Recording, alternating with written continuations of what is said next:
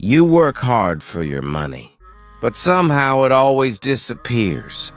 Not because you don't earn enough, but because you're making these 5 silent money mistakes. Mistake number 1. You spend without tracking. Every dollar you don't track vanishes faster than you think.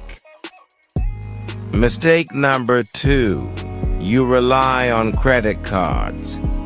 Credit isn't free money.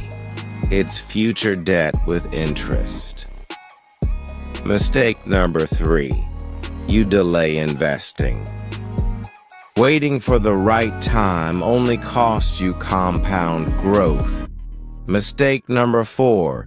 You upgrade your lifestyle too soon. A raise doesn't mean a new car.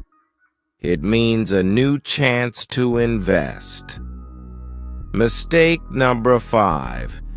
You have no clear financial plan. If you don't know where your money's going, it's probably going nowhere. Remember, wealth isn't built by earning more. It's built by avoiding mistakes most people ignore. Stay disciplined.